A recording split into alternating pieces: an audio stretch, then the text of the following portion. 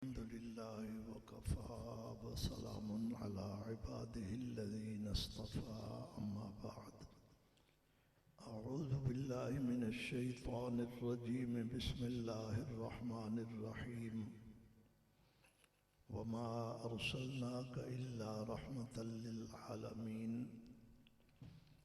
सदक़ल्लाहु व सदक़ रसूलुहुन नबियुल करीम अल्लाहुम्मा सल्लि अला सय्यिदिना व मौलाना मुहम्मदिन व अला आलिहि व सहबिहि व बारिक व सल्लिम। आप हज़रात भी दो दफ़ा दरूद पाक पढ़ लें। अल्लाहुम्मा सल्लि अला सय्यिदिना व मौलाना मुहम्मदिन व अला आलिहि व सहबिहि व बारिक व सल्लिम। अल्लाहुम्मा सल्लि अला सय्यिदिना व मौलाना मुहम्मदिन व अला आलिहि व सहबिहि व बारिक व सल्लिम। आज का हमारा प्रोग्राम सीरत के उन्वान से मुअन्वन है। ये मौजू ऐसा वसी है कि इसकी कोई हद भी नहीं। बयान करने वाले 1450 साल से इस मौजू को बयान करते चले आ रहे हैं। इस पर अनगिनत किताबें लिखी हुई हैं। खुतबा अपने अपने अंदाज में इजहार ख्याल करते हैं, लेकिन आज तक किसी ने ये दावा नहीं किया कि मैंने सीरत मुस्तफ़ा बयान कर दी है। ऐसा किसी ने दावा नहीं किया और कर भी नहीं सकते। हमारे यहाँ एक मुहावरा है, बहरे बेकिनार, ऐसा समंदर जिसका किनारा नहीं। जितने समंदर हमारे जमीन पर हैं, इनका किनारा मौजूद है। तो बहरे बेकिनार वाले मुहावरे का मिस्दाक सिर्फ सीरत मुस्तफ़ा है। ये ऐसा समंदर है कि इसका किनारा नहीं है। सरकार की किसी भी सिफत को लेके खतीब अगर चल पड़े तो वो सुबह की नमाज तक चलता ही रहता है। अल्लाह ताला ने हमारे ऊपर बहुत बड़ा अजीम करम किया कि कायनात का सबसे बड़ा नबी हमें दे दिया। हम सारे अंबिया को मानते हैं, बरहक मानते हैं। 1.25 लाख अंबिया तकरीबन तशरीफ लाए, सारे बरहक हैं। सब पे आसमान से वही आई, किताबें आई, सहीफे आए, उम्मतें मिली और अपनी अपनी कौमों को, अपनी उम्मतों को जन्नत का रास्ता दिखाते गए। लेकिन मुस्तफ़ा जैसा कोई नहीं आया।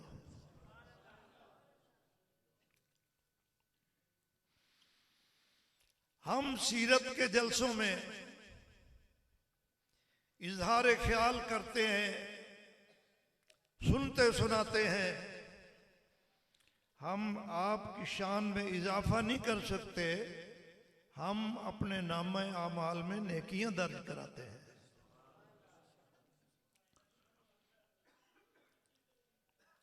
जिक्र मुस्तफ़ा ये ऐसी चीज है कि जिसको अल्लाह ने खुद अपने जिम्मे लिया है। तवज्जो फरमाएंगे। कायनात में जितने भी लोग दुनिया में आए, उनके आने से पहले उनका कोई पता नहीं था कि वो कौन है। एक जात ऐसी है मुस्तफा की, सुभान अल्लाह कहो, जिसके आने से हजारों साल पहले सिर्फ इंसानों को नहीं, कायनात के जर्रे जर्रे को पता था कि मुस्तफा आ रहा है। ये वैसे मैं गप नहीं मार रहा, ये खिताबत के मुबालगे नहीं है। मैं कुरान हदीस में गोता लगा के ये बात आपको बता रहा हूं कि कायनात के जर्रे जर्रे को पता था कि इस कायनात में अल्लाह का महबूब आ रहा है।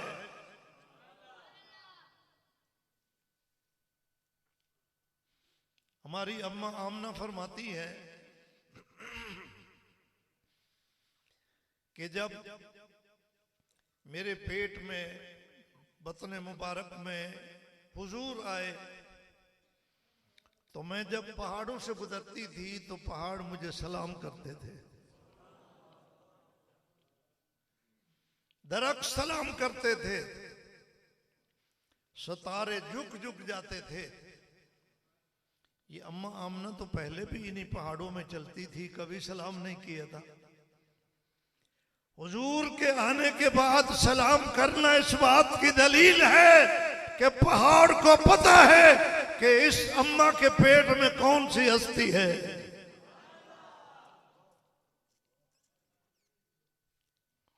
अल्लाह ने अपने महबूब का नाम अपने नाम के साथ जोड़ दिया। शान में बराबर नहीं है, रब रब है, वो खालिक है, वो मालिक है, वो मुस्तफा का भी रब है। लेकिन अल्लाह करीम ने अपने नाम के साथ अपने महबूब का नाम जोड़ दिया कि महबूब मुहिब दे नाल सोना लगता है। क्या ख्याल है? महबूब महबूब मुहिब दे नाल सोना लगता है। कोई दुनिया का इंसान मोमिन नहीं हो सकता जब तक अल्लाह की तौहीद के साथ मुहम्मदुर रसूलुल्लाह का नारा न लगाए। ला इलाहा इल्लल्लाह मुहम्मदुर रसूलुल्लाह। आपके यहां अजान आती होगी, आप नहीं बोले, आती है, आप भी सुनते हैं, तकबीर भी होती है। हमारी तरफ जो अजान आती है, वल्लाहु आलम आपके यहाँ कौन सी अजान है मुझे तो पता नहीं है। हमारे यहाँ जो अजान है उसमें अल्लाहु अकबर अल्लाहु अकबर अल्लाहु अकबर अल्लाहु अकबर, अशहदु अल्ला इलाहा इल्लल्लाह अशहदु अल्ला इलाहा इल्लल्लाह, फिर है अशहदु अन्ना मुहम्मदर रसूलुल्लाह अशहदु अन्ना मुहम्मदर रसूलुल्लाह, फिर है हय्या अलस सलाह हय्या अलस सलाह हय्या अलल फलाह हय्या अलल फलाह, अल्लाहु अकबर ला इलाहा इल्लल्लाह। आपके यहाँ भी यही अज़ान है? अल्लाहु अकबर से शुरू होती है और ला इलाहा इल्लल्लाह पर ख़त्म होती है। चलो अल्लाह का शुक्र है कि अज़ान आपके यहाँ वही आती है जो बिलाल देता था। अल्लाह करे सारी दुनिया में यही अज़ान आती रहे।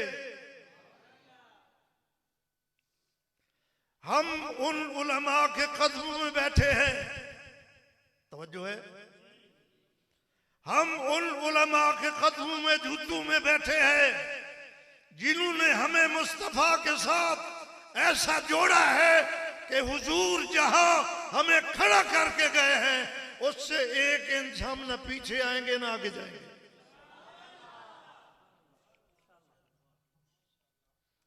ना तो इस अजान के इन कलिमात से कोई घटाएंगे न बढ़ाएंगे। मगरिब की कितनी रकातें होती हैं? 3 होती है ना। अगर कोई सूफी कहे कि 3 पर मेरा गुजारा नहीं होता, मैं 4 पढ़ूंगा, तो आप उसको इजाजत देंगे? क्यों? काम तो चंगा करता भी है। जिहड़ी रकात तीसरी उसने पढ़नी है, उससे कोई नात खानी तो नहीं करनी उसने। उसमें फातिहा पढ़ेगा, सूरत पढ़ेगा, रुकू सजदा करेगा, सारे काम ठीक है ना, इबादत है, लेकिन आप उसको करने नहीं देते। वजह क्या है? वजह यह है कि हमारा दीन वही है जो अल्लाह के नबी हमें दे गए हैं। न हम इससे आगे बढ़ सकते हैं न पीछे हट सकते हैं। अगर ये बात आपने याद कर ली है तो दुनिया में जो बहुत सारे मसाइल गर्दिश कर रहे हैं वो सारे हल हो गए।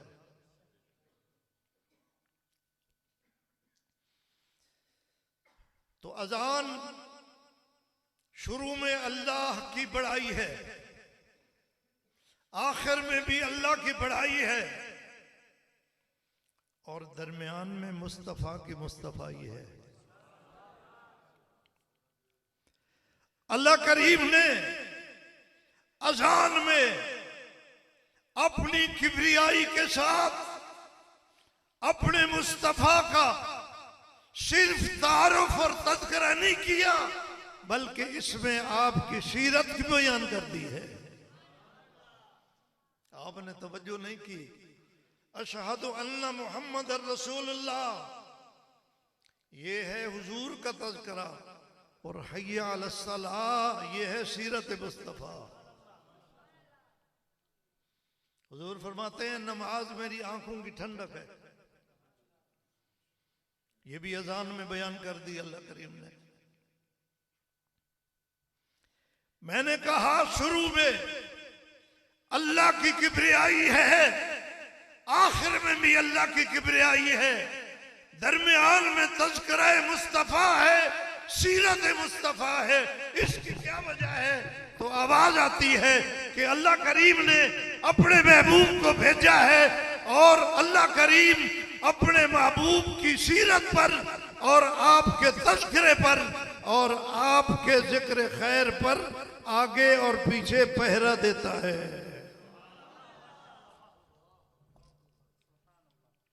अल्लाह का पहरा लगा हुआ है, इधर भी लगा हुआ है और इधर भी लगा हुआ है। आप समझते होंगे कि अजान 5 वक्त आती है।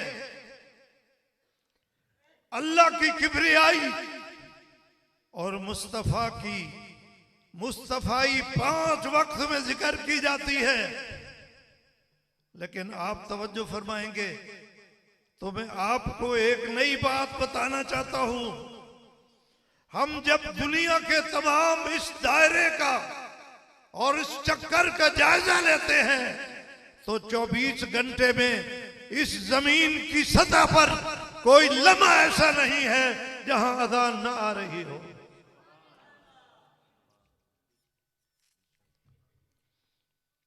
आप स्कूल पढ़े हुए,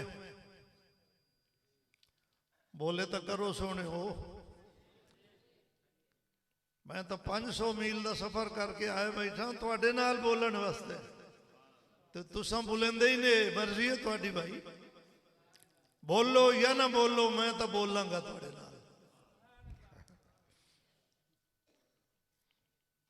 एक लतीफा है, अगर आप नाराज ना हो तो मैं सुना दूं। उम्मीद तो है आप नाराज नहीं होंगे। हो जाएंगे तो चलो माफी मांग लेंगे। हमारे पाकिस्तान के सियासतदान भी इसी तरह करते हैं, अदालतों में माजरत कर लेते हैं। हमारे एक मौलवी साहब थे, उनकी बीवी बड़ी गुस्से वाली थी। होती हैं बातें औरतें। एक दिन कोई थोड़ी सी बातचीत जो हुई तो उसने बड़े जोश में कहा, बेगम साहबा ने कहा मैंने तेरे साथ गुजारा नहीं करना।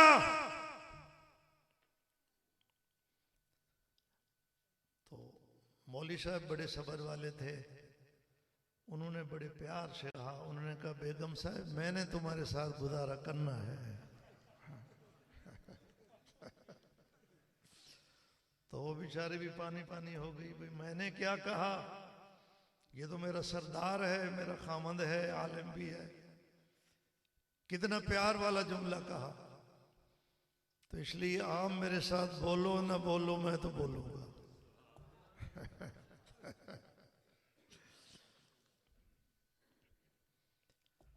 ये जो जमीन है हमारी, ये गोल है। आपको पता है कि इस जमीन पर सूरज 24 घंटे चक्कर काटता है, ये कहीं ठहरता नहीं है। आधे आधे घंटे पर टाइम तब्दील हो जाता है। इंडिया का वक्त आधा घंटा हमसे पहले है, ईरान का बाद में है,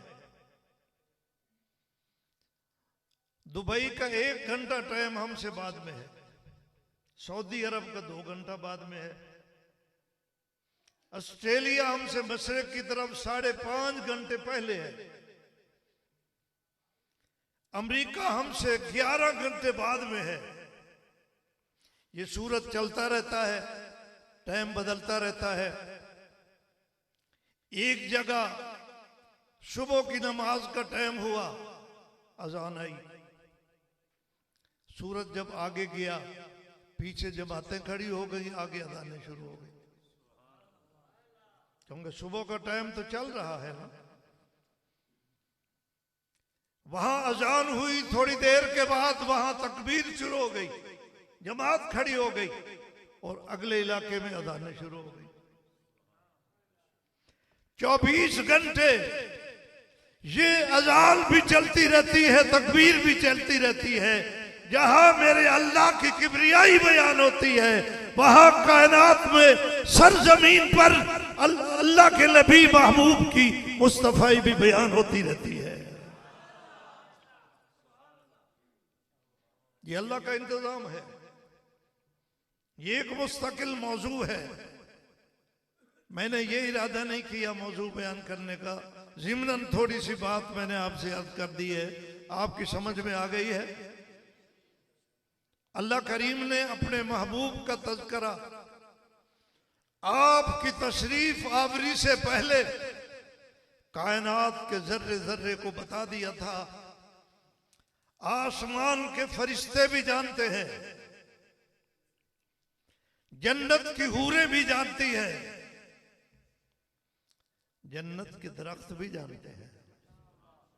वहां दरख्तों पर लिखा हुआ जो है ला इलाहा इल्लल्लाह मुहम्मद रसूलुल्लाह। जन्नत के दरवाजे पर भी लिखा हुआ है ला इलाहा इल्लल्लाह मुहम्मद रसूलुल्लाह।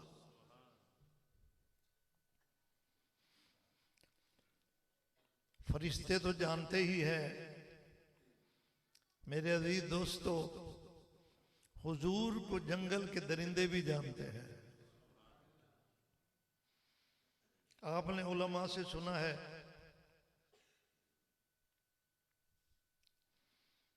कि सहाबा किराम जब अफ्रीका के जंगल में गए तो वहां दरिंदे बहुत होते हैं, भेड़िए, शेर, चीते, हाथी। तो सहाबा किराम ने वहां जाके ऐलान किया कि ए जंगल के दरिंदों, नबी के सहाबा आ गए हैं, तुम इस जंगल को छोड़ दो। तारीख ने लिखा है कि शाम तक उस जंगल के दरिंदों ने जंगल छोड़ दिया, सहाबा के लिए फारिग कर दिया। वो नबी को जानते थे, नबी के सहाबा को भी जानते थे, और उस जंगल के दरिंदे इतने बाहया थे कि नबी के सहाबा का लिहाज किया। अल्लाह जमीन पर बसने वाले इंसानों को भी सहाबा का हया अता फरमाए। जंगल के दरिंदों ने सहाबा का हया किया कि नहीं किया?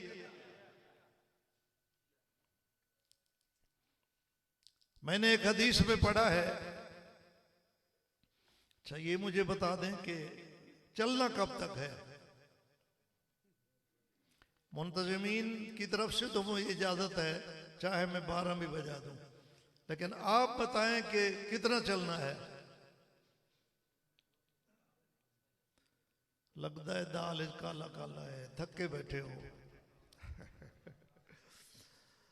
लेकिन याद रखो, मैंने आपको थकने नहीं दिया, मैंने देना आपकी थकावट उतारनी है।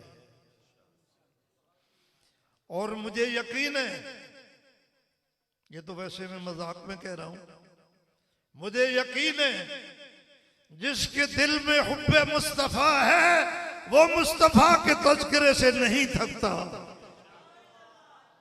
कैसे थक सकता है? नहीं थकता। मुझे यकीन है आप 12 नहीं 1 भी बच जाए तो आप मुस्तफा के तज़किरे में खुश बैठे रहेंगे। अल्लाह आपको हमेशा खुश रखे।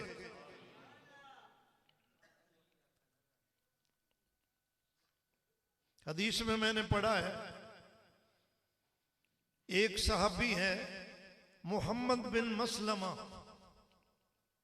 ना सलमा बिन अकवा, सलमा बिन अकवा रज़ी अल्लाह ताला अन्हु। नबी के जो सहाबा है ना, अल्लाह ताला ने नबी को सारी किस्में सहाबा की अता की थी, सारी किस्में।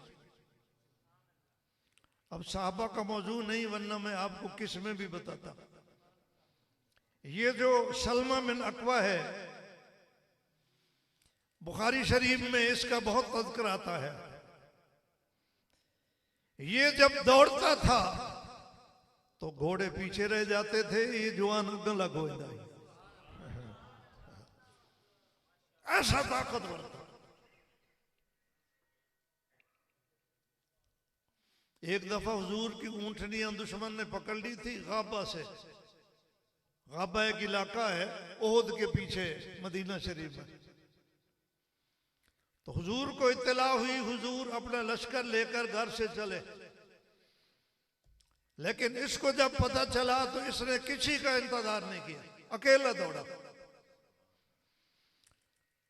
ऊंटनियां जब्त करने वाले, इगवा करने वाले लोग, पकड़ने वाले काफी सारे थे, खानदान था। लेकिन इस सहाबी की जूती पे कुर्बान हो जाऊं, नबी के इश्क में ये ऐसा दौड़ा कि वो अभी घर नहीं पहुंचे थे, रास्ते में पहुंचा और तीर मारने शुरू किए और उनको चैलेंज किया कि सलमा बिन अकवा आ गया है, अब तुम्हारी खैर नहीं। तो लिखा है कि वो सारी ऊँटनियां भी छोड़ गए, 40 चादरें भी छोड़ के भाग गए। अकेले सलमा बिन अकवा ने उनसे ऊँटनियां छुड़ा ली। हम इस दफा उम्रे पर गए 2 महीने पहले, तो गाबा में जाने का इत्तेफाक हुआ। मैं पहली दफा वहां गया। वहां एक साहिब ने मुझे दावत की, अभी भी वो देहात है। हम वहां बैठे, अजवा खजूर के डोके खाए। अजवा खजूरें पक्की तो पहले खाते रहते हैं, डोके। बकरियों का दूध पिया, लस्सी पी, पराठे खाए। वहां जब ये तसव्वुर हमने जमाया कि ये वो जगह है जहां से दुश्मन ने हुजूर की ऊँटनियां पकड़ी थी और सलमा वापस लेकर आया था, तो बड़ा लुत्फ आया। अल्लाह आपको मदीने और मक्के ले जाए। आमीन। इन आखो जिमें आशिक आख दें। जज़ाकुम। अल्लाह हमें जब मदीने ले जाए ना, तो हर एक आदमी का अपना अपना ज़ौक़ होता है। हम वहां जाके रोजे पर हाजिरी भी देते हैं। हमारा ये ईमान और अकीदा है कि अल्लाह के नबी अपने रोजे में जिंदा है। और ये अकीदा हमने ऐसे नहीं बनाया, बल्कि अल्लाह के नबी हमें खुद पहले बता गए थे। तो अल्लाह के नबी की बताई हुई बात तो सच्ची होती है। आपने फरमाया जो मेरे रोजे पर आके सलातो सलाम पेश करेगा मैं सुनूंगा, जवाब दूंगा। हम इसी तसव्वुर से वहां सलातो सलाम पेश करते हैं कि हुजूर के सामने है, आप सुन रहे हैं, जवाब दे रहे हैं। हम मस्जिद नबवी में नमाजें भी पढ़ते हैं, लेकिन इसके अलावा वहां लोग अच्छे होटल तलाश करते हैं। हर कोई नहीं अच्छे होटल में रहने का, अच्छे नाश्ते तलाश करते हैं। मैं अपने करीबी दोस्तों को कहता था कि दोस्तों आओ जरा पहाड़ों को चल के देखें, इसलिए कि मदीने की हर चीज बदल चुकी है, लेकिन पहाड़ वही हैं जो मुस्तफा के जमाने में थे। इन पहाड़ों ने मुस्तफा का दीदार किया है। क्या ख्याल है?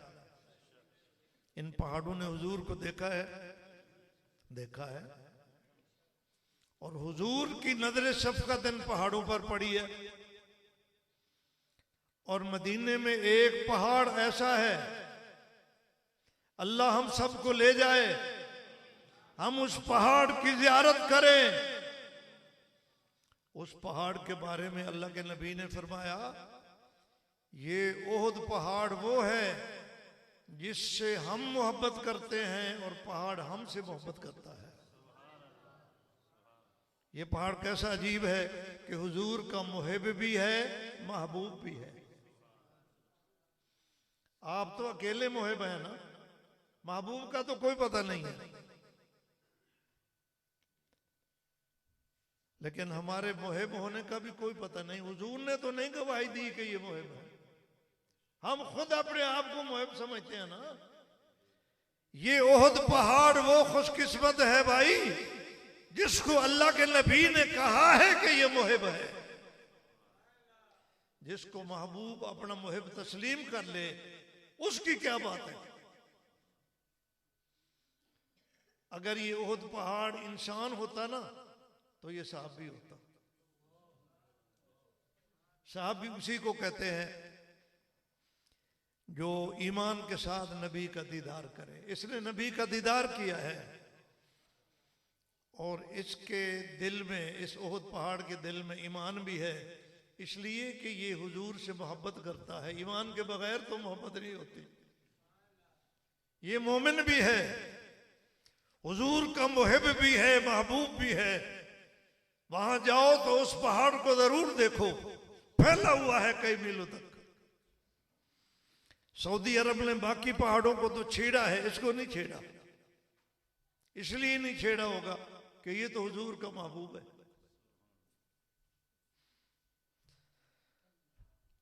तो सलमा बिन अकवा की बात मैं आपको बता रहा था।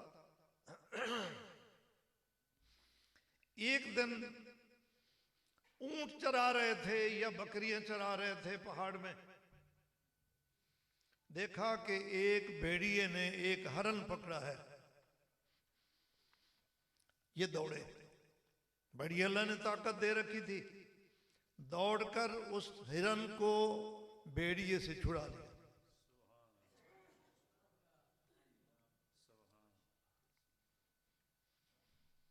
तो वो भेड़िया बोल पड़ा।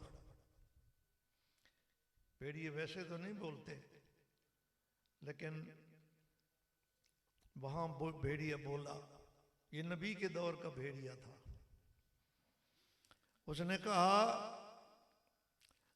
अल्लाह ताला ने मुझे एक रोजी दी थी, हिरन मैंने पकड़ा था, आपने मुझसे छीन लिया। तो सलमा बिन अकवा कहने लगे, लोगों बड़ी हैरानी की बात है, भेड़िया बोलता है। बात भी हैरानी की थी ना, भेड़िए तो नहीं बोलते। भेड़िया दोबारा बोला, ये बात आपको मैंने सुनानी है। भेड़िए ने कहा, सलमा तू मेरे इस बोलने पर हैरान है, इससे ज्यादा हैरानी वाली बात यह है कि खजूरों वाली बस्ती मदीने में अल्लाह का आखिरी नबी आ चुका है और तुम पीठ फेर कर भाग रहे हो।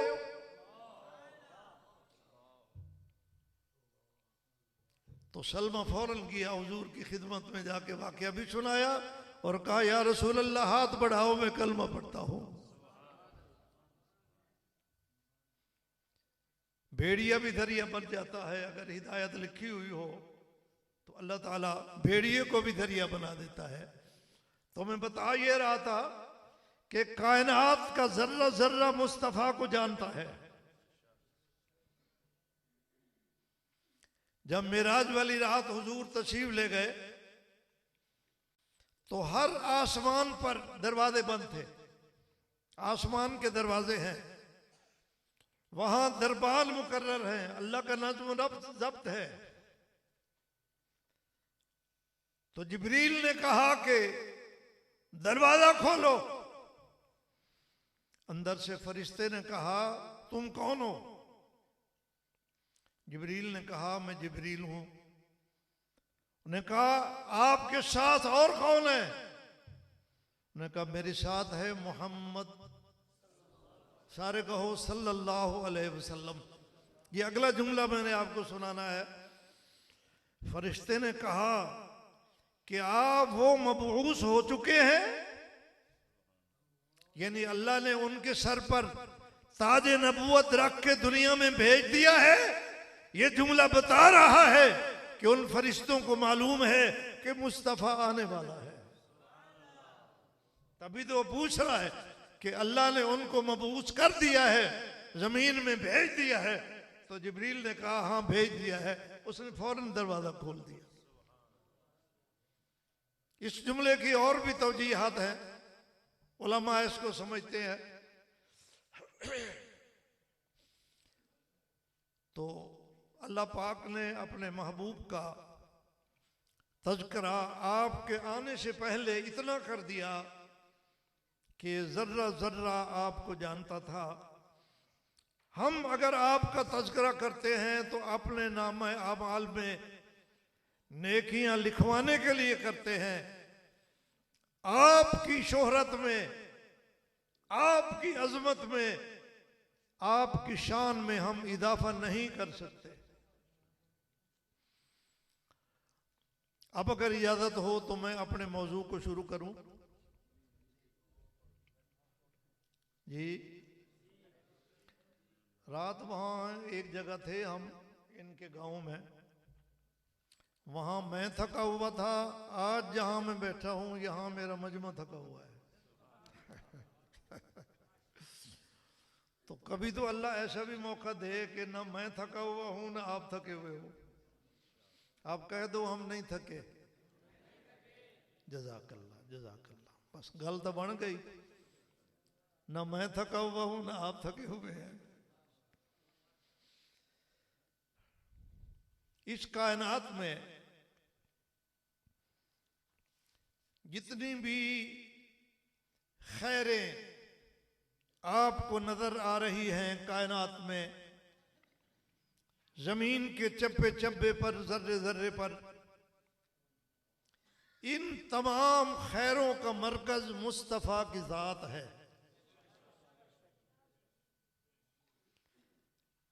इससे पहले अंबिया अलैहिस्सलाम जो तशरीफ लाए, उन्होंने अपने अपने दौर में खैर बांटी।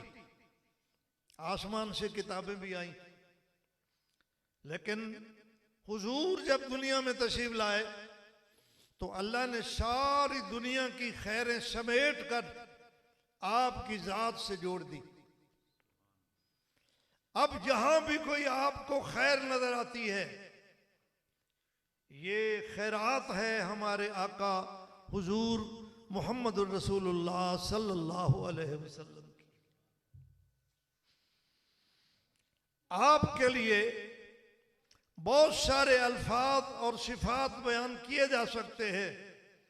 मैं आपके लिए एक सिफत और एक लफ्ज का तज़किरा करना चाहता हूं। वो ये है कि आप नबी इनकलाब हैं। मैंने क्या कहा? ऊंचा कहो। नबी ये इनकलाब है, इसलिए अल्लाह ने आप पर जो किताब उतारी है कुरान मुकद्दस, वो किताब इनकलाब है। अब जरा समझिए, यहां साबिका अंबिया में से आखिरी नबी ईसा रूहुल्लाह, आपकी तशरीफ आवरी से 650 साल पहले जमीन से आसमान की तरफ उठा लिए गए। कुरान कहता है बल रफ़ाहुल्लाहु इलैहि, अल्लाह ताला ने उनको अपनी तरफ उठा लिया। आज भी आसमान में वो जिंदा मौजूद हैं। उनके यहां से चले जाने के बाद जमीन अंबिया से खाली हो गई। जमीन पर कोई नबी नहीं था, और आसमान से जो इल्म आता है, जिसको वही कहते हैं, वो सिर्फ नबी पर आता है। ठीक है, सिर्फ नबी पर आता है। कुछ लोगों का ख्याल है कि नबी के अलावा दूसरे लोगों पर भी वही आती है। उनके पास दलील कोई नहीं, उनके मजहब की कोई भी दलील नहीं है कि वही नबी के अलावा किसी और पर आती है। इसकी भी दलील कोई नहीं। वही आसमान से सिर्फ और सिर्फ किस पर आती है? अल्लाह के नबी पर। यह अकीदे की बात है और पक्की है। जब ईसा अलैहिस्सलाम इस दुनिया से आसमान पर चले गए तो वही भी बंद हो गई। ईसा अलैहिस्सलाम ने अपनी उम्मत को वही जिम्मे लगाई कि मेरी तालीमात को महफूज करना, इनको आगे पहुंचाते रहना। लेकिन ईसा अलैहिस्सलाम की उम्मत ने वफा न की। कुछ अरसा उन तालीमात को महफूज रखा, फिर उसको बदलना शुरू कर दिया और उसको दुनिया से नापीद कर दिया। 650 साल के बाद जब अल्लाह के नबी आमना की गोद में आए, उस वक्त सूरत हाल यह थी कि इस सरजमीन पर इल्म की रोशनी का चिराग कहीं भी नहीं जल रहा था, सारा अंधेरा था। इसलिए इस दौर को कहते हैं दौर जहालत। इस दौर का क्या नाम है? जहालत। ये इल्म के मुकाबले में है जहालत। इल्म नाफीद हो गया था, खत्म हो गया था, जहालत आ गई थी। और आपको पता है कि रोशनी अगर हो तो इंसान को नफे नुकसान का पता चलता रहता है। मेरे आगे क्या है, मेरे पीछे क्या है, दाएं बाएं क्या है, सांप है, बिच्छू है, कुल्हाड़ी है, छुरी है, चाकू है, आग है, क्या चीज है, रोशनी में पता चलता है। अगर अंधेरा हो तो आदमी को कुछ भी पता नहीं चलता। इसलिए ये जो जमाना जहालत का दौर है, लोग अपने रब को भी भूल गए थे। लोग अपने आप को भी भूल गए थे। लोग इस जमीन पर बसने वाली मखलूक के हुकूक भी भूल गए थे। और जब इल्म नहीं होता तो बुराइयां जन्म लेती है। इल्म आता है तो बुराइयां खत्म करता है। इल्म न होने की वजह से तवज्जो फरमाओ, ये सरजमीन बुराइयों से भर चुकी थी। जमीन पर जुल्म था, जमीन पर बर्बरियत थी, जमीन पर कत्ल थे, जमीन पर डाके थे, जमीन पर जिनाकारी थी, जमीन पर झूठ था, हरामकारी थी, शराबखोरी थी। ये जमीन इन बुराइयों से तंग आ चुकी थी। कभी कभी जमीन अल्लाह की बारगाह में ये कहती होगी कि अल्लाह वो दौर कब आएगा जब इन बुराइयों से मुझे पाक करके मेरे ऊपर सच्चाई आएगी, मेरे ऊपर इंसाफ आएगा, मेरे ऊपर हक आएगा। वो कब ऐसा मौका आएगा। जमीन भी तंग आ गई थी, अल्लाह की सारी मखलूक इस जुल्म से तंग आ गई थी। जमाने जाहिलियत के जागीरदारों, सरमायादारों, मालदारों, हुक्मरानों का ये हाल था कि अपने गुलामों को अपनी चारपाई पर सामने नहीं बैठने देते थे। गुलाम भी तो इंसान थे जैसे, लेकिन चारपाई पर बैठने, बोलो, वो कहते थे हमारी तौहीन है, मैं सरदार हूं, ये मेरा गुलाम है, ये चारपाई पर नहीं बैठे, नीचे बैठे।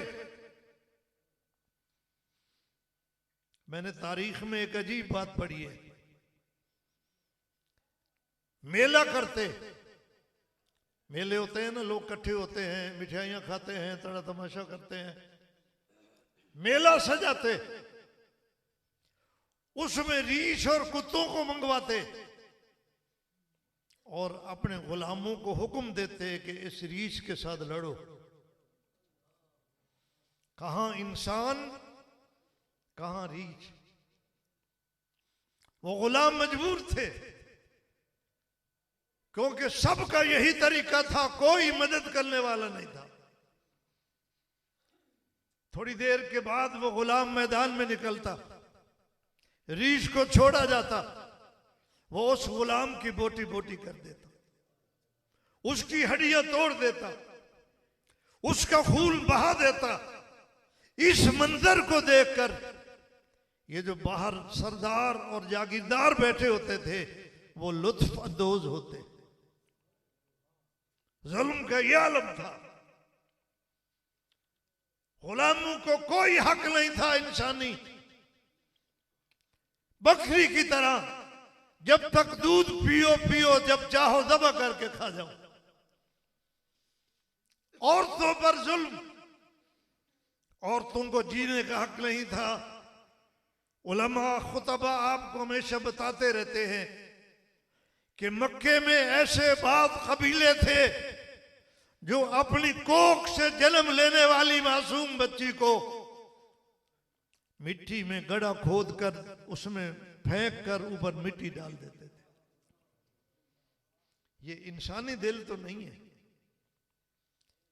जो अपनी बच्ची को जिंदा दरगोर कर रहा है। इसके सीने में इंसानी दिल नहीं है। दरिंदा भी माँ अपने बच्चे का पर प्यार करती है, मुर्गी भी अपने बच्चे की हिफाजत करती है, भैंस भी अपने बच्चे की हिफाजत करती है, कुतिया भी अपने बच्चे की हिफाजत करती है। लेकिन उस वक्त का जमाने जहालत का जागीरदार सरमायादार अपनी बच्ची को अपने हाथों से जिंदा दरगोर करता था। इसलिए इस सीने में इंसानी दिल नहीं था, दरिंदों का दिल भी नहीं था, पता नहीं कौन सा दिल था। मैंने तारीख में बल्कि हदीस में अजीब वाकया पढ़ा। एक साहब बाहर गए हुए थे, पीछे उनकी बेटी पैदा हो गई, देर से आए, वो बड़ी हो गई, चलने फिरने लग गई, बोलने लग गई। जब वो आया देखा ये बच्ची कहां से आई है, उन्हें कहा तेरी बेटी है। माओं को तो बेटियां प्यारी होती है ना। अल्लाह अकबर, अगर माएँ ना होती तो हम कहां से पैदा होते। मां कितनी प्यारी चीज है।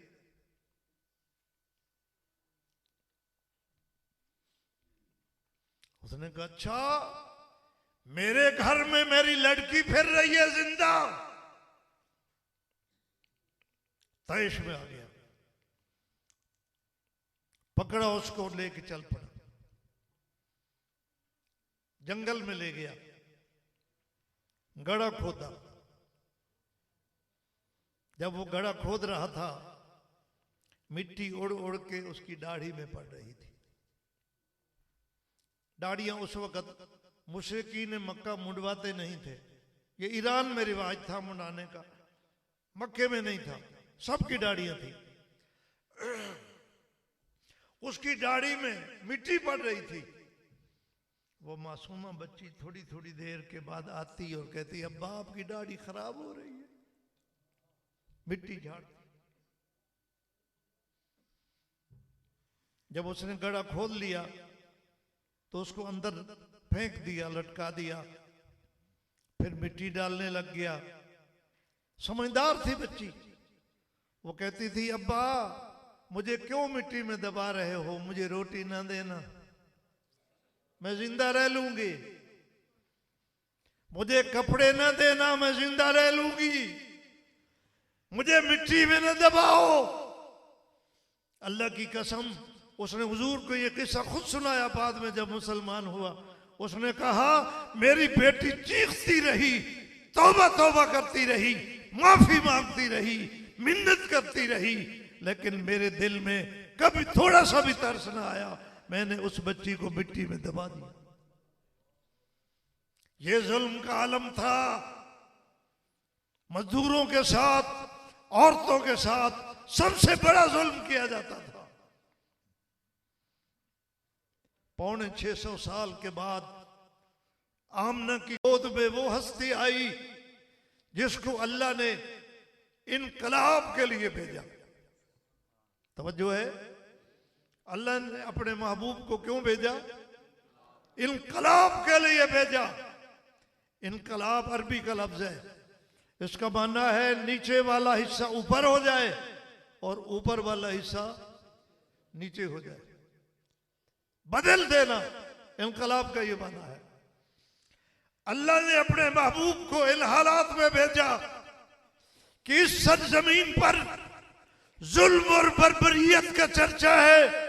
आपने जुल्म को खत्म करके इंसाफ को बाला करना है। यहां औरतों और गुलामों के हुकूक नहीं है, इनको हुकूक दिलाने हैं। मजदूरों को हुकूक दिलाने हैं। जागीरदारों से इनको जुल्म के पंजे से छुड़ाना है। अल्लाह के नबी ने 40 साल के बाद जब अल्लाह का कुरान उतरा तो अल्लाह के नबी ने अपनी तहरीक का आगाज किया और सबसे पहले गुलामों ने आपका दामन पकड़ा। पिस क्यों रहे थे बेचारे? सबसे पहले गुलामों ने आपका दामन पकड़ा। ये जो बिलाल है, इसका तो नाम आपने सुना होगा। कहां रहता था? हबशा से आ गया था। हम तो उस बिलाल की बात कर रहे हैं जो मक्का में रहता था। बिलाल कहां रहता था? कहो। ये उमैया बिन खल्फ का गुलाम था। इसने कलमा पढ़ा। रिवाज के मुताबिक उमैया सरदार था। उसने कहा, मुझसे पूछे बगैर तूने कलमा पढ़ लिया है, छोड़ दो कलमा को। अल्लाह ताला ने हमारे ऊपर खास रहम किया है कि मोहब्बत और ईमान की जगह ऐसी बनाई है जिस्म में जहां तक दुश्मन पहुंच नहीं सकता। तवज्जो है। मोहब्बत और ईमान अल्लाह ने कहां रखा है? दिल में, उंगलियों में नहीं रखा। वरना लोग उंगलियां काट देते तो ईमान खत्म हो जाता। पेट में नहीं रखा, कंधों में नहीं रखा। कहां रखा है? सीने के ऊपर भी नहीं रखा, वरना लोग उतार लेते। सीने के अंदर दिल में रखा। इसलिए जब तक इस मोमिन का सांस चलता है, ईमान इसे कोई नहीं छीन सकता। इसकी हड्डियां तो, इसका चमड़ा उधेड़ दे, इसकी बोटियां बखेर दे, जो मर्जी कर ले, लेकिन ईमान को छीन सकता नहीं। अगर ईमान छीना जा सकता तो यहाँ 200 साल हमारे बर्रे सगीर में अंग्रेज ने जुल्म कर करके हमारे उलमाए हक पर, मुजाहिदीन पर 200 साल पर तक जुल्म किया। और इसलिए किया कि इनके दिल में हुब्बे मुस्तफ़ा क्यों है, इनके पास कुरान क्यों है, इनके पास जज्बे जिहाद क्यों है, इनके पास ईमान की दौलत क्यों है। लेकिन अंग्रेज तोपे चला चला के, तलवार चला चला के, गोलियां चला चला के, जुल्म कर करके यहां से दफा हो गया, लेकिन किसी मोमिन का ईमान नहीं छीन सका। बिलाल ने कलमा पढ़ लिया। उमैया कहता था क्यों पढ़ा है मेरे पूछे बगैर, दिल से निकाल दो। बिलाल कहता था जो ईमान मेरे दिल में आ गया है वो निकल नहीं सकता। सीना तेरे हवाले है, पीठ तेरे हवाले है, हाथ पांव तेरे हवाले हैं। जुल्म कर लो जितना कर सकते हो, लेकिन ईमान मेरे पास महफूज है। ना हुब्बे मुस्तफ़ा निकल सकता है, ना रब की वहदानियत निकल सकती है, ना ईमान छोड़ सकता हूं। मार मार के थक गया, लेकिन बिलाल ने कलमा, ऊंचा कहो, कलमा नहीं छोड़ा। सिद्दीक़ अकबर को पता चला। सिद्दीक़ अकबर भी अजीब जवान था। उसने देखा कि मेरे मुस्तफा के तलवों से चिमटने वाला गुलाम मार खा रहा है। बिलाल को मार क्यों दी जा रही थी कि हुजूर के जूतों से चिमट गया था, हुजूर के तलवों से चिमट गया था, हुब्बे मुस्तफा अपने दिल में बिठा दिया था, अहद अहद के नारे लगाता था। सिद्दीक ने कहा ये मार खा रहा है। उसने उमैया को कहा कितने पैसे चाहिए। उसने मुंह मांगे पैसे मांगे। बहुत सारी रकम देकर बिलाल को उमैया ने आजाद करा लिया। सिद्दीक अकबर के अब्बा अभी मुसलमान नहीं हुए थे, बाद में हो गए थे। बड़े गुस्से हुए।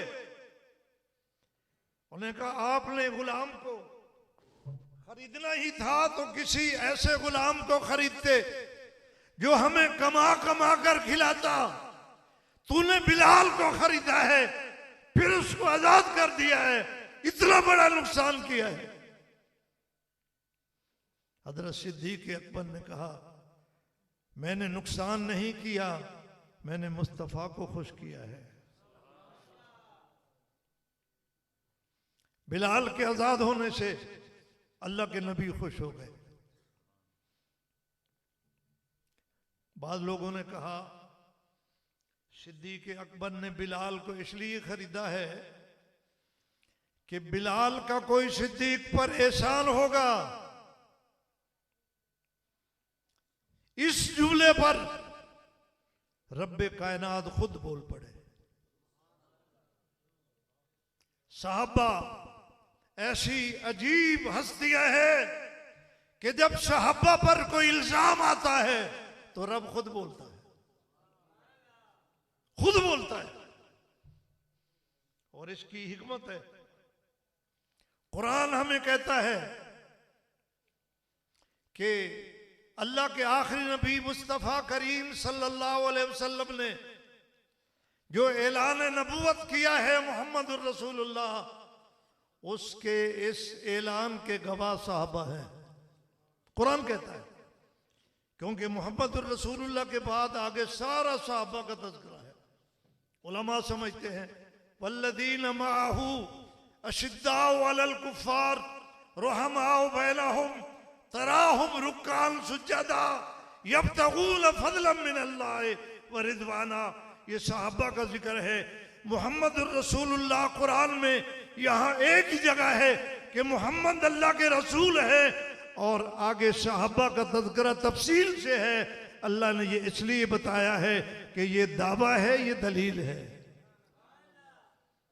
ये साहबा का जो किरदार है ये हुजूर के इस दावा की दलील है। इसलिए अगर दलील कमजोर हो जाए तो दावा भी कमजोर हो जाता है। इसलिए अगर सहाबा पे कोई इल्जाम आ जाए तो अल्लाह नबी को नहीं बोलने देता, खुद बोलता है। यहां सिद्दीक अकबर के दिल पर, इनके इस किरदार पर वहां के लोगों ने, मक्का के लोगों ने हमला किया कि इसके पर एहसान होगा बिलाल का, इसलिए इसने इतनी बड़ी रकम खर्च की है। अल्लाह ने सूरत कुरान पाक में उतार दी, फरमाया कि ऐसी कोई बात नहीं है, सिद्दीक ने जो कुछ खर्च किया है मेरी खुशनुदी के लिए खर्च किया है। कैसे आयत है कुरान की? मैं आपके इलाके के कारियों से पढ़वा रहा हूं, कहीं आप कहो कि ये वैसे ही मारता जा रहा है। क्या आयत है? वमाल अहदिन इंदहु मिन निअमतिन तुजज़ा, आप पर किसी का कोई एहसान नहीं है। आगे, ये जो कुछ आपने खर्च किया है ये तो अल्लाह की रजा के लिए किया है। कौन कह रहा है? अगर मैं कहूं, मेरा बाप कहे, मेरा उस्ताद कहे, मेरा मुर्शिद कहे, उसकी बात में शुभ हो सकता है, इसलिए कि हम सारे जाहिर को जानते हैं, बातिन को नहीं जानते, दिल को नहीं जानते। अल्लाह अल्लाहुल गुयूब है, जैसे जाहिर को जानता है दिल को भी जानता है। इल्लब्तिगा वजहिल्लाह, ये अल्लाह की रजा के लिए खर्च किया है। और आगे अजीब जुमला बताया, फरमाया सिद्दीक घबराने की जरूरत नहीं है, लोगों को बातें करने दो, ऐसा दौर आ रहा है कि मैं आपको इतना दूंगा कि आप राजी हो जाएंगे। वाला सौफा यरज़ा, ये जुमला अल्लाह ने अपने महबूब मुस्तफा के लिए बोला है। वाला सौफा तरज़ा, या उसके यार गार सिद्दीक के लिए बोला है। वाला सौफा यरज़ा। सहाबा की अजीब शान है। मैं एक प्रोग्राम में कह रहा था कि दुनिया में उम्मतें तो बहुत आई हैं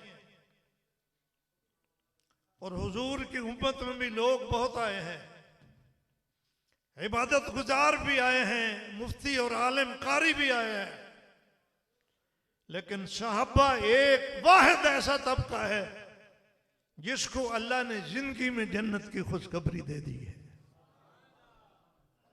आप मुताला कर लें कुरान हदीस का, तारीख का। यहां दुनिया में रहते हुए जिंदगी में हर बंदा खात्मे का इंतजार कर रहा है। खात्मे तक कोई पता नहीं है कि जन्नत मिलेगी कि नहीं मिलेगी। खात्मा ईमान पर होगा तो जन्नत मिलेगी, वरना नहीं मिलेगी। लेकिन सहाबा के लिए अल्लाह ने उनकी जिंदगी में ऐलान कर दिया कि ये यहां चलते फिरते जन्नती हैं। इसका मतलब है कि अल्लाह ने उन लोगों का मुंह बंद कर दिया जो कहते हैं कि उनका खात्मा ईमान पर नहीं हुआ, इसलिए कि जिसका खात्मा ईमान पर नहीं होता वो जन्नती नहीं होता। अल्लाह ने जन्नती कहकर इस बात का ऐलान कर दिया कि इनका खात्मा ईमान पर होगा।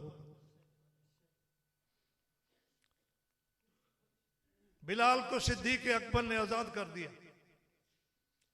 हुजूर ने इन गुलामों को यहां से उठाया जिन पर जुल्म हो रहा था, इनको इंसान भी नहीं समझा जाता था, इनको यहां जमीन पर से उठाया, 7 आसमानों के ऊपर जन्नत में जाके बिठा दिया। ये तो चारपाई पर नहीं बैठने देते थे, सोने मुस्तफा ने किथे बिठा देता। 7 आसमानों के ऊपर है जन्नत, जन्नत में बिठा दिया। सहाबा तो जन्नत में जाएंगे ही, लेकिन बिलाल की एक अजीब बात है जो हुजूर ने मेराज वाली रात देखकर वापस आकर बताई अपने सहाबा को। फरमाया मैं जन्नत में बिलाल की जूतियों की आवाज सुनकर आया हूं। यहां आपने कभी गौर नहीं किया, मैंने गौर किया है। शान सिद्दीक की ज्यादा है। कहो। आप जब नहीं बोलते ना मुझे शुभ पड़ जाता है कि आप थक गए हैं। मैं फतवा लगा दूंगा कि आप थक गए। फतवे से बचना है तो बोलो। मैं मुफ्ती तो नहीं हूं लेकिन तकरीर में फतवा लगाने की इजाजत है मुझे। शान किसकी ज्यादा है? सिद्दीक की ज्यादा है। सिद्दीक की शान के बराबर कोई भी नहीं पैगंबरों के बाद। बिलाल से फारूक की शान भी ज्यादा है। उस्मान की शान भी ज्यादा है। हैदर कर्रार की अजमत भी ज्यादा है। लेकिन इनमें से किसी की जूतियों की आवाज जन्नत में नहीं आई। जन्नत में अगर जूतियों की आवाज आई तो किसकी आई? बिलाल की। आप अगर गौर करेंगे तो बात समझ में आती है। अल्लाह के नबी ने चूंकि दुनिया में इनकलाब बर्पा करना था, सिद्दीक तो पहले ही अपनी बिरादरी का सरदार है। फारूक तो अपनी बिरादरी में पहले ही बड़ा है। उस्मान तो पहले ही गनी है। हैदर कर्रार तो पहले ही हाशमी है। गुलामों की कदरों कीमत नहीं थी। अल्लाह चाहता था कि मैं जन्नत में बिलाल की जूतियों की आवाज सुनवाकर अपने महबूब को पैगाम दे दूं कि आपने जिन गुलामों को जमीन से उठाया है वो आप तो जन्नत में आएंगे। मैंने उनके आने से पहले उनकी जूतियों की आवाज भी जन्नत में पहुंचा दी है।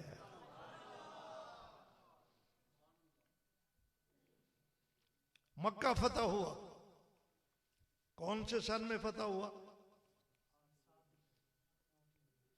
कुछ बातें याद भी रखा करो ना। हर साल जलसे सुनते हो। 8 हिजरी में मक्का फतह हुआ। ये तो याद कर लो मक्का कब फतह हुआ। 8 हिजरी में नबी पाक सल्लल्लाहु अलैहि वसल्लम 10,000 का लश्कर लेकर मक्का में दाखिल हुए। ये मक्का वाले लोग वो थे जिन्होंने हुजूर को इतना तंग किया, कत्ल का मंसूबा बनाया कि आप खुफिया तरीके से यहां से मदीना हिजरत करके तशरीफ ले गए। वहां जाके मदीना में जुल्म करते रहे। बदर में गए, ओहद में गए, खंदक में गए। अमीर हमजा के 14 टुकड़े किए। हुजूर की बेटी जैनब को बर्छा मारा जिससे उनका बच्चा गिर गया। जुल्म की हद कर दी थी। अगर कोई बादशाह इस तरह फाते बनकर आता तो आज लाशों के ढेर लगे हुए होते। लेकिन ये आने वाला कौन है? वमा अरसलना का इल्ला रहमतल लिल आलमीन। जब आप मताब में खड़े थे बैतुल्ला के सेल में तो मक्के के कुरैशियों की गर्दनें झुकी हुई थी और इंतजार कर रहे थे कि आज मोहम्मद मुस्तफा का क्या ऐलान होता है। ज्यादा उनके दिलों में यही खटका था कि आज ऑर्डर होगा कि इनकी गर्दनें उतार दो। उनको अपने सारे जुल्म याद आ रहे थे। लेकिन थोड़ी देर के बाद हुजूर की आवाज गूंजी, फरमाया ला तस्रीब अलैकुमुल यौम। ओए मक्के के कुरैशियों, मैंने सबको माफ कर दिया। आपने दुनिया में ऐसा कोई बादशाह नहीं देखा, सुना भी नहीं है। हाँ, मैंने दुनिया में एक जमात ऐसी देखी है जो नबी के इस तर्ज अमल को अपनाया हुआ है। वो है अफगानिस्तान वाले तालिबान। जानते हो उनको? उन पर अमेरिका ने 20 साल थोड़ा जुल्म किया है। 4 भाइयों में से एक बचा हुआ है। बीवी बची हुई है, खामद नहीं है। बाप बचा हुआ है, बेटा नहीं है। बेटा है, बाप नहीं है। हर खानदान मुतासिर है। लेकिन इन शेर जवानों ने नबी की सुन्नत अदा करते हुए जब गलबा पाया तो सबके लिए ऐलान कर दिया ला तस्रीब अलैकुमुल यौम। सबको माफ कर दिया, किसी से इंतकाम नहीं लिया। नबी के गुलाम आज भी दुनिया में मौजूद हैं। कहो शाबाश तालिबान। चस नहीं आई।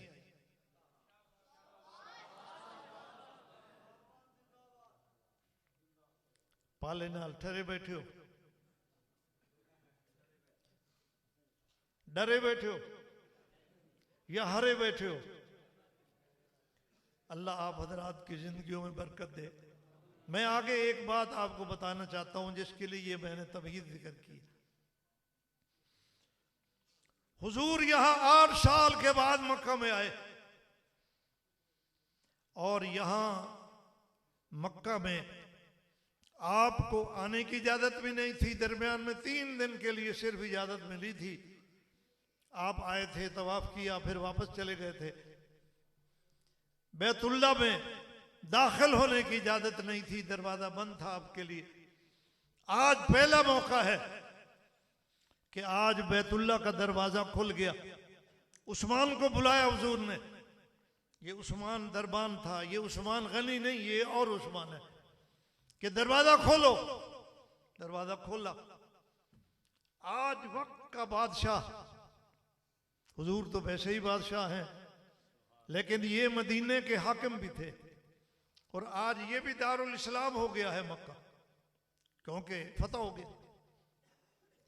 तो बादशाह जब किसी अहम जगह में जाता है तो साथ किसको ले जाता है? अपने वजीरों को, अपने मुशीरों को, इलाके के जागीरदारों को, इलाके के वडेरों को, MNAs को, MPAs को, अफसरों को, फौजियों को, बड़े बड़े लोगों को ले जाता है। यही रिवाज है ना। लेकिन मैं सदके जाऊं इमाम इनकलाब पर कि आज बैतुल्ला में पहली दफा दाखिल हो रहे हैं।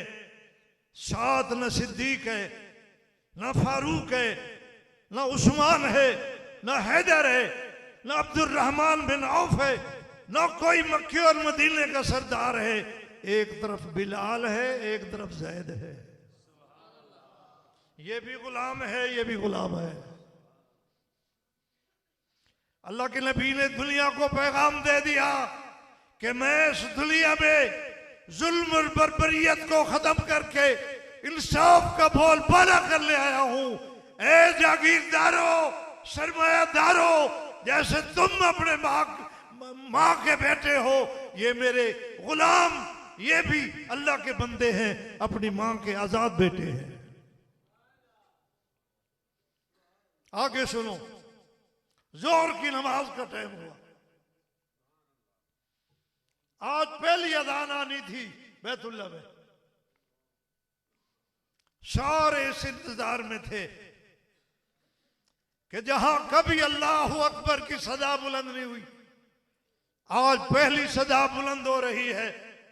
हुजूर खुद अल्लाह अकबर कहेंगे या हुजूर के खास जो मुकर्रबीन हैं उनमें से कोई अल्लाह अकबर कहेगा। लेकिन जब जोर की नमाज का अजान का टाइम हुआ तो हुजूर ने बिलाल को बुलाया। किसको बुलाया? सुभान अल्लाह तो कह दो मजे से। बिलाल को बुलाया। फरमाया बिलाल, मदीने में भी अजान आप देते हैं, आज मक्के में पहली अजान आप दें। और अगली बात इससे भी अजीब है, सुना दूं या बस कर दूं? अजानें होती हैं शहर में मिंबर पर, लेकिन हुजूर ने बिलाल को हुक्म दिया कि बैतुल्ला की छत पर अजान दो।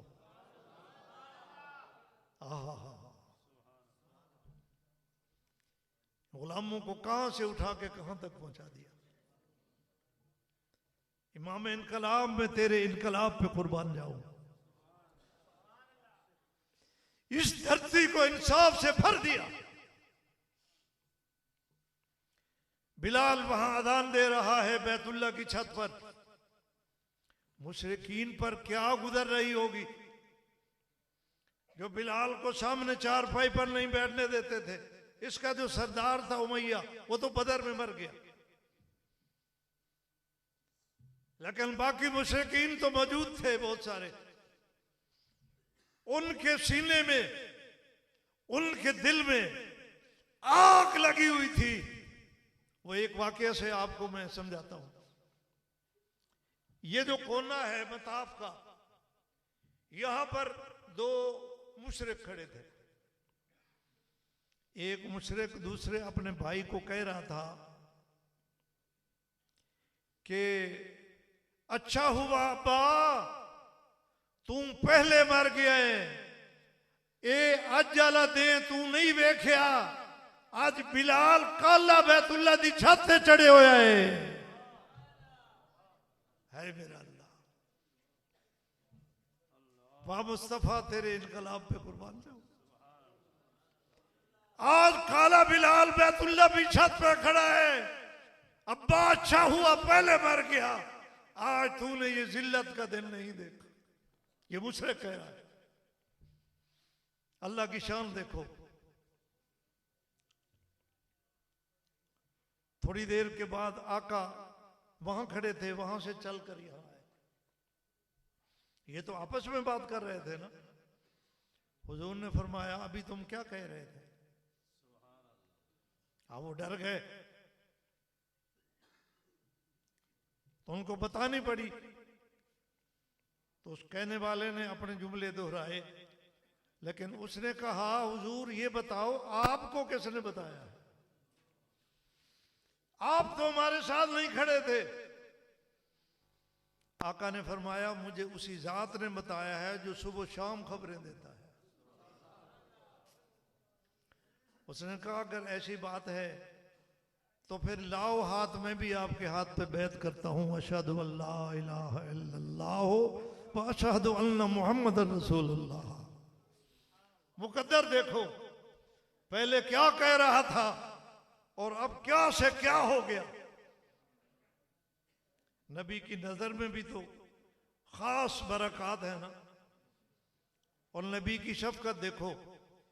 तारीख ने हमें बताया है कि हुजूर जब मक्के से वापस गए, इसी मुशरिक को जो मुसलमान अब हुआ है, इसी को यहां का गवर्नर बुला के गए।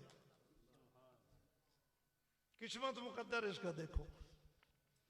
तो बिलाल को अल्लाह के नबी ने कहां तक पहुंचा दिया? जन्नत तक पहुंचा दिया। जन्नत तक बिलाल की जूतियों की आवाज भी पहुंचा दी। साहबा किराम के सामने जब बिलाल आता था तो कहते थे हमारा सरदार आ गया। इतना एहतराम करते थे, हमारा सरदार आ गया। एक दफा एक साहबी है हजरत अबू जर गिफारी रज़ी अल्लाह ताला अन्हु, इन्होंने एक जुमला कहा, बुखारी शरीफ में है कि काली मां दा पुत्र। कोई गुस्सा आ गया होगा। और काली मां दा पुत्र तो है बिलाल, ये कोई गलत बात तो नहीं है, लेकिन उसने एक ताने की शक्ल में कहा तो बिलाल को गम लग गया। बिलाल हुजूर की खिदमत में आया, कहा या रसूल अल्लाह मुझे अबू जर यूं कहता है। हुजूर ने अबू जर को बुलाया,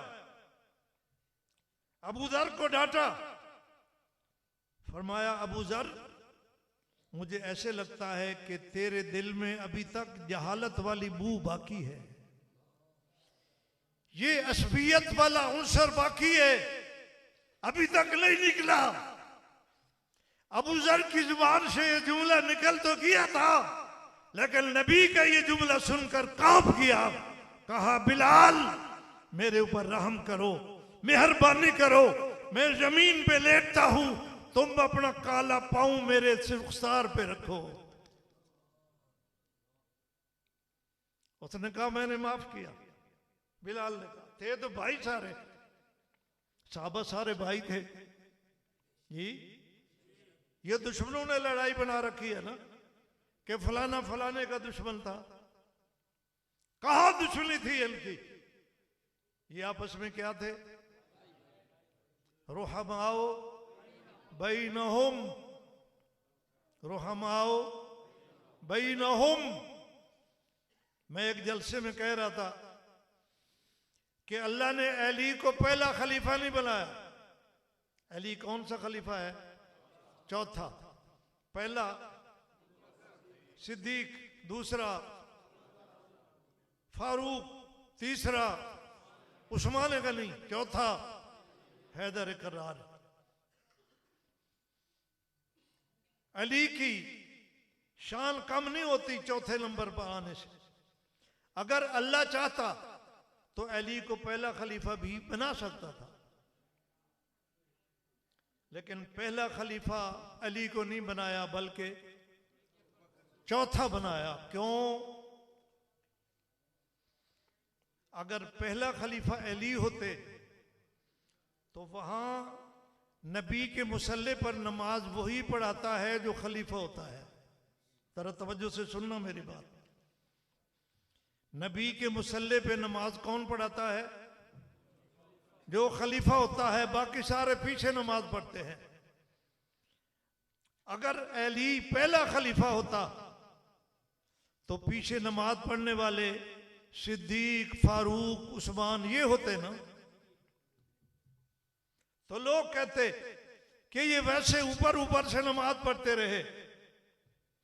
अल्लाह ने पहले 3 खुलफा को खलीफा बनाया, अली को आखिर में रखा, इसलिए कि अली ने 2.5 साल सिद्दीक के पीछे नमाज पढ़ के, फारूक के पीछे 10 साल नमाज पढ़ के, उस्मान गनी के पीछे 12 साल नमाज पढ़ के अपने दुश्मनों का मुंह काला कर दिया कि ये मेरे भाई हैं। अगर मुझे ये पसंद ना होते तो मैं अपनी नमाजें इनके पीछे पढ़ के खराब ना करता।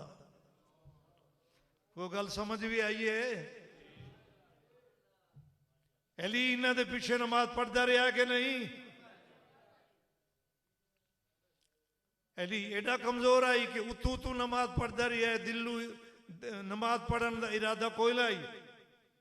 अली तो शेर खुदा है। अगर कोई मसला होवे हाथ उठाई बोल पवे, नहीं बोलिया, मुसलसल नमाजें पढ़ता रहा। अब अगर कोई कहता है कि इनकी आपस में लड़ाई थी तो उसको चाहिए कि वो अपने दिमाग का इलाज करे। उसका दिमाग खराब है। अल्लाह हमें साहबा की अजमत समझने की तौफीक नसीब फरमाए। अबू जान ने कहा, मैं लेटता हूं, मैं अपना चेहरा जमीन पे रखता हूं, बिलाल तुम अपना पांव मेरे इस रुखसार पे रख के इसको मसलो, रगड़ो, ताकि अबू जर को पता चल जाए कि अपने भाई बिलाल को ताना कैसे दिया जाता है। सहाबा किराम के दिल में बिलाल की ये अजमत थी।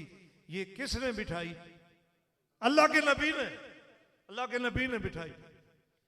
वक्त बहुत हो गया है, वरना मैं औरतों के बारे में भी बताता। आज दुनिया में, यूरोप में बड़ा शोर है, हुकूक निस्वा की तंजीमें हैं, मजदूरों के हुकूक के लिए शोर है। लेकिन याद रखो मुसलमानों, जितने हुकूक अल्लाह के नबी मजदूरों को और औरतों को दे गए हैं, दुनिया की कोई ताकत नहीं दे सकती। यूरोप हमें धोखा दे रहा है, हमारे साथ दगा कर रहा है। ये इस औरत को जो घर में बाइज्जत बैठी है, इसको निकाल कर इसने जहाजों में नौकरी पे लगा दिया है, इसको दीवारों पे लटका दिया है। इसने औरतों को हुकूक नहीं दिए, इनके हुकूक छीन लिए हैं। क्या ख्याल है? इस्लाम ने कहा है औरत को यह घर की मलका है, खामद इसके लिए रोटी का इंतजाम करे, कपड़ों का इंतजाम करे, मकान का इंतजाम करे, इसकी इज्जत की हिफाजत करे। ये सारा काम मर्द के जिम्मे है कि नहीं? यूरोप कहता है तुम अपने खामद की नौकरी करती हो, तुम इसकी गुलाम हो, तुम बाहर लिख लो। मैंने जहाज में देखा है, जो अपने एक खामद की नौकरी नहीं कर सकती, वो जहाज के 500 आदमियों की नौकरी कर रही है। क्या हुकूक यूरोप ने दिए हैं? मजदूरों को क्या हुकूक दिए हैं? मिलों के मजदूरों को मालिकों से लड़ा दिया, किसानों को जिम्मेदारों से लड़ा दिया, रियाया को हुक्मरानों से लड़ा दिया। जुलूस निकालो, एहतजाज करो, एक दूसरे की अजमत खत्म हो गई, एक दूसरे का प्यार खत्म हो गया। अल्लाह के नबी ने इन सब को जोड़ा था। अल्लाह के नबी ने ऐलान किया कि जब तुम्हारा कोई मजदूर तुम्हारी मजदूरी करे, उसका पसीना बाद में खुश्क हो, मजदूरी पहले दे दो। फरमाया अगर किसी ने मजदूर की मजदूरी खा ली तो मैदान क़यामत में अल्लाह फरमाता है कि लोग अपने अपने हुकूक का मुतालबा खुद करेंगे, लेकिन मजदूर की तरफ से मैं उसका मुतालबा करूंगा। अल्लाह मुतालबा करेगा कि मेरे इस बंदे की मजदूरी क्यों खा गया था। इस्लाम ने जो हुकूक दिए हैं मजदूरों को, औरतों को, किसानों को, गरीबों को, रियाया को, ये यूरोप नहीं दे सकता। यूरोप हमारा दुश्मन है। ये जमाने जाहिलियत की तरफ हमें ले जा रहा है। जमाने जाहिलियत के बंदे गुनाहों से भरे हुए थे, जुल्म और बर्बरियत से भरे हुए थे। हम जमाने जाहिलियत वाली इस गंदी बदबूदार तहजीब को कबूल नहीं करते। हम इस धरती पर, इस सरजमीन पर उस तहजीब को लागू करेंगे जो आज से 1450 साल पहले अल्लाह के नबी लेकर आए थे। व आखिर दावाना अनिल हम्दुलिल्लाहि रब्बिल आलमीन।